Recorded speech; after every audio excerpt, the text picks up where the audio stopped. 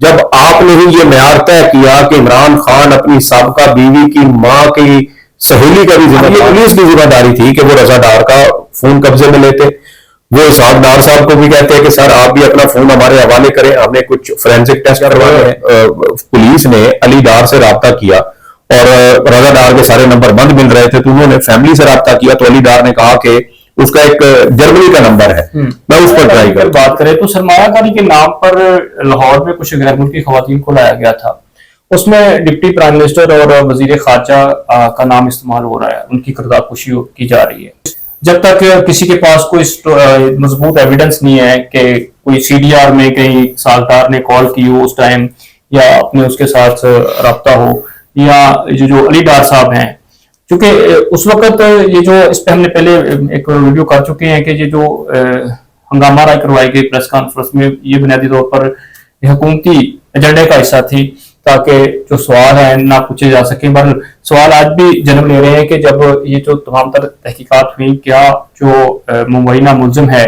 رضا ڈار, اس کی موبائل کا فرانزک کروایا گیا, سی ڈی آر نکلوائی گئی کہ اس وقت اس کے ساتھ کون کون رابطے میں تھا, ضمنی میں کیا انہیں ملزم نامزد کیا جاتا ہے نہیں. لیکن کیس کے حوالے سے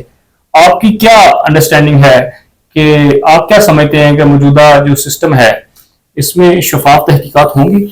دیکھیں, شفاف تحقیقات اگر ہونا ہوتی نا تو عمران شفقت صاحب نے دوسرے یا تیسرے روز جو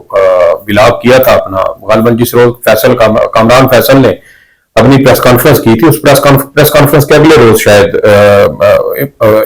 جو عمران شفقت ہے جو نون لیگ کا یہ کارکن صحافی ہے, اس نے جب یہ بلاغ کیا تو اس میں وہ بتا رہا ہے کہ علی ڈار کے ملوث ہونے کی ساری C C T V footage Faisal Kamran اپنے قبضے میں لے چکا ہے. اچھا, اب وہ فوٹیج جو ہے وہ سامنے آئے. اب دیکھیں نا کہ یاسر شامی نے جو ویڈیو سی سی ٹی وی فوٹیج چلائی تھی, اب وہ صرف ایک کیمرے کی فوٹیج تھی, اور وہ بھی بچ اس وجہ سے گیا کیونکہ وہ کیمرہ کافی پیچھے کر کے تھا, اور اس کی وجہ سے وہ تھوڑا سا جو فریم ہے وہ ایگزیکٹ اسی جگہ کا بنا جہاں پر گاڑی کا ایکسیڈنٹ ہوا تھا. اگر ان کو پتا ہوتا کہ ادھر پیچھے بھی کوئی ایسا کیمرہ ہے جس کا فریم یہاں اس ایگزیکٹ لوکیشن کے اوپر فلٹر ہاؤس والی جگہ پر آ رہا ہے, تو میرے خیال میں اس کی بھی جو ہے وہ ڈی وی آر وغیرہ قبضے میں لے لی جاتی. بہرحال یہ ساری جو روڈ کے ساتھ ساتھ ہی یہ تو تقریباً انہوں نے کافی قبضے میں لے لی, اور بقول عمران شفقت کے یہ رابطے میں تھے. اور دیکھیں کہ اس نے تو بلکہ یہاں تک کہا کہ جب پولیس نے علی ڈار سے رابطہ کیا اور رضا ڈار کے سارے نمبر بند مل رہے تھے, تو انہوں نے فیملی سے رابطہ کیا, تو علی ڈار نے کہا کہ اس کا ایک جرمنی کا نمبر ہے, میں اس پر ٹرائی کرتا ہوں. پھر اس نمبر پر رابطہ کیا گیا, اس سے بات ہوئی, اور پھر بقول عمران شفقت اس کو کہا گیا کہ پولیس تمہارے پیچھے ہے, تم وہاں سے نکل جاؤ. اب یہ کسی ملزم کو جو پولیس کو مطلوب ہو اس کو بھگانے میں مدد دینا, یہ ایک کرمنل اوفینس ہے,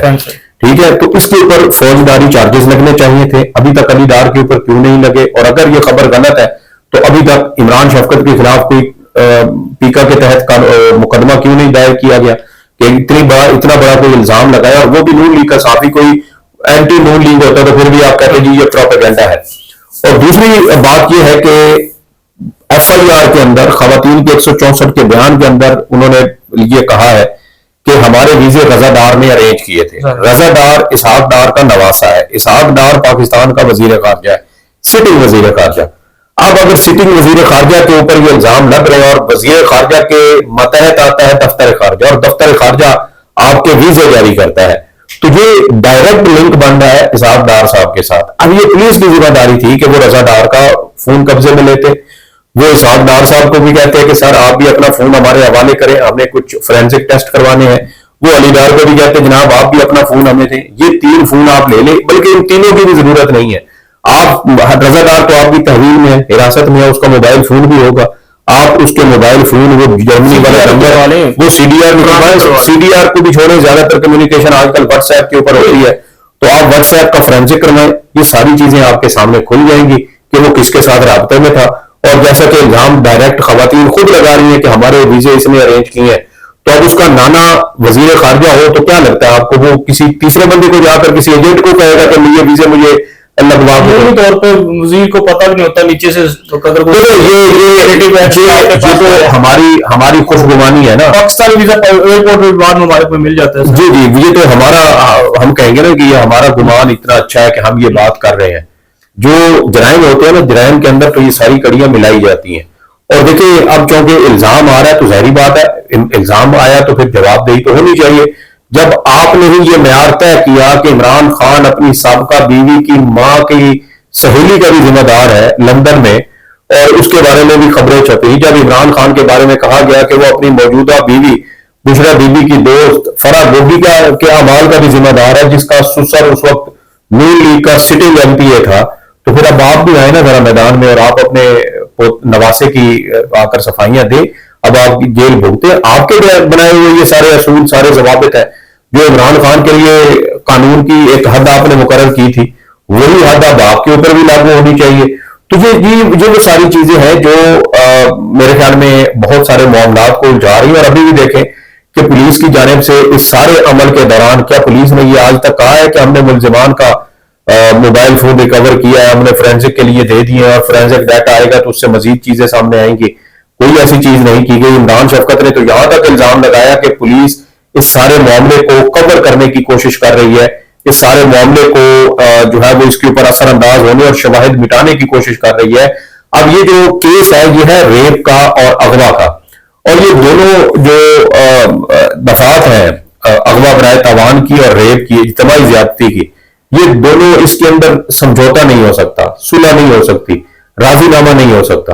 یہ دونوں افینس ان دفعات کے اندر آتے ہیں. تو جب آپ کی صلح ہو نہیں سکتی تو پھر ملزم کو بچانے کا پیچھے صرف ایک طریقہ بچتا ہے, اور وہ یہ ہے کہ آپ کیس کو اتنا خراب کریں, شواہد کو ڈیمیج کریں, ان کو مٹائیں اور تفتیش اتنی ناقص کریں, اس کے اندر اتنے سکم اور خامیاں چھوڑ دیں کہ جب وہ عدالت میں جائیں گی ٹرائل کورٹ میں تو ممکنہ طور پر شاید اس کو سزا ہو, یہ بھی ہو سکتا ہے کہ ٹرائل کورٹ سے ہی اس کو بری کروا دیا جائے, یہ ہو سکتا ہے کہ ٹرائل کورٹ سے سزا ہو لیکن ہائی کورٹ کے فورم پر جائے اور وہ نقص کا جو ایک سیریز ہے وہ عدالت کے سامنے رکھی جائے کہ دیکھیں جی یہ چیز بھی نہیں تھی, یہ بھی نہیں مل رہی, یہ بھی نہیں مل رہی. عدالت نے اس کے موبائل کا کیا کہا, مریم نواز نے پہلے خبریں چلوائیں کہ میں نے حکم دیا 2 گھنٹے میں ملزم کو پکڑیں. وہ یاسر شامی اگر وہ سی سی ٹی وی فوٹیج نہ لے کے آتا پھر تو مریم نواز کا وہ چورن شاید بک جاتا, لیکن وہ ویڈیو سامنے آئی تو پتا چلا کہ وہ لڑکا تو خود لڑکیوں کو لے کر گاڑی میں بھاگ رہا تھا, ایکسیڈنٹ ہوا, پھر وہاں لڑکیاں نیچے اتری اور اس کے بعد وہ حواس باختہ ہوا اور اپنی گاڑی لے کر ایسے بھاگا کہ 2 جگہوں پر وہ ایکسیڈنٹ کرتے کرتے بچا. یہ ساری چیزیں جو ہے یہ اس بات کا اشارہ ہے کہ نون لیگ نے, شریف خاندان نے یہ پہلے سوچا کہ یہ ہائی پروفائل معاملہ ہے, پولیس کو ایک بار ہینڈل کرنے دیتے ہیں, بعد میں جب پولیس کے پاس آ جائے گا تو پھر آہستہ آہستہ ہم اس کو خود ہی اس کے اندر جو شواہد ہیں یا جو تفتیشی خامیاں ہوتی ہیں وہ اتنی زیادہ پیدا کر دی جائیں گی کہ بعد میں یہ سارا کیس ہی ختم ہو جائے. ٹرائل کورٹ سے جس طرح فرما رہے تھے فیصلہ ان کے خلاف آ بھی گیا تو ہائی کورٹ میں اب آپ کو پتا ہے تو 6 مہینے اپنے ججز آ رہے ہیں جو ان کے لیے کوئی, ہم یہی دیکھتے آ رہے ہیں روایتی انداز میں ہمارا سیاسی نظام ایسا ہے جس نے عدلیہ, پولیسنگ, یہ تمام تر چیزوں کو اپنی لپیٹ میں لے رکھا ہے, یعنی کہ آپ کہہ سکتے ہیں کہ ہمارے یہاں سسٹم میں پرابلم ہے. اللہ خیر کرے گا. لیکن ناظرین یہ جو تمام تر صورتحال ہے جس طرح کرائم کی شرح میں خطرناک حد تک اضافہ ہوتا چلا جا رہا ہے, پلیٹ جو ہے جو جس کیس کے حوالے سے ہم بات کریں, اس طرح کے لوگ جب اس طرح کے واقعات میں انوالو ہوتے ہیں پھر ہمارا میڈیا بھی جو ہے اس طرح کی چیزوں کو پراپر اس طرح ہائی لائٹ کرتا ہے, لیکن ہمیں اپنے بچوں پہ نظر ضرور رکھنی چاہیے. یہ کرپٹو کرنسی یا جو بھی ایکٹیویٹیز ہیں بچوں کی, یہ بہت ساری جگہوں پہ جو ہے وہ چیزیں رپورٹ ہو رہی ہیں کہ بچوں نے اپنی فیس کے لیے بیرون ملک بھی, یہاں بھی جو والدین سے پیسے لیے یا گھر سے جو کچھ چیزیں چوری کی تو وہ اس کو کرپٹو میں انویسٹ کیا, اور یہ بجائے اس کے کہ بچے اپنی ایجوکیشن کی طرف توجہ دیں, بچوں نے آج کل راتوں رات جو ہے وہ شارٹ کر کے چکر میں مزید جو ہے وہ ارب پتی خرب پتی بننے کا خواب دیکھنا شروع کر دیا ہے. اب تک اتنا ہے, مجھے اجازت دیجیے, اللہ حافظ.